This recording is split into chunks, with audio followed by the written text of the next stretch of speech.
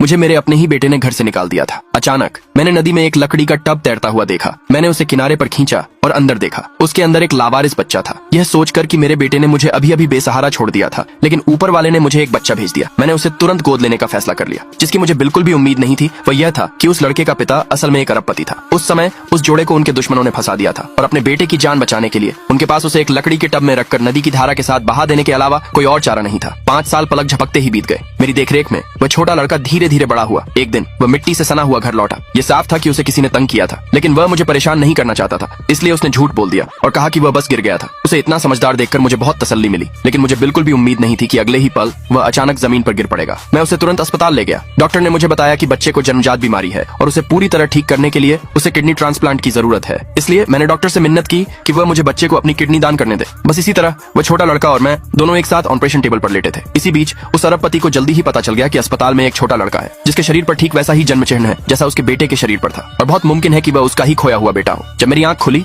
तो डॉक्टर ने मुझे बताया कि सर्जरी बहुत कामयाब रही और बच्चा जल्द ही ठीक हो जाएगा। मैं खुशी से फूला नहीं समा रहा था। मैंने तुरंत बिल चुकाने के लिए अपना बैंक कार्ड निकाला, लेकिन नर्स ने मुझे बताया कि मेरा बैंक कार्ड फ्रीज कर दिया गया है। जैसे ही मुझे लगा कि नर्स से कोई गलती हो गई है, तभी अचानक मेरा बेटा और बहू वहां आ गए। मेरी बहू ने तुरंत मुझसे सवाल किया कि मैंने अपने पोते को पैसे देने के बजाय किसी और के बच्चे के इलाज के लिए अपना घर क्यों बेच दिया। लेकिन मैंने इतने सालों में जो भी पैसे बचाए थे वे सब तो मैंने उन्हें ही दे दिए थे। मैंने तो बच्चे के इलाज का खर्च उठाने के लिए बस अपना रिटायरमेंट वाला घर ही बेचा था। फिर भी मेरी बहू घर बेचकर मिले पैसे पर कब्जा करना चाहती थी। मेरे पास उससे पैसे वापस मांगने के अलावा कोई चारा नहीं था, लेकिन उसने बस 300 युआन मेरी तरफ उछाले और बेरुखी से चली गई। मैं निराशा में जमीन पर गिर पड़ा। मेरे पास ही वह छोटा लड़का जोर जोर से रोने लगा। ठीक उसी पल वह अरबपति वहां आ पहुंचा। अगले भाग के लिए नीचे कमेंट में यस लिखे।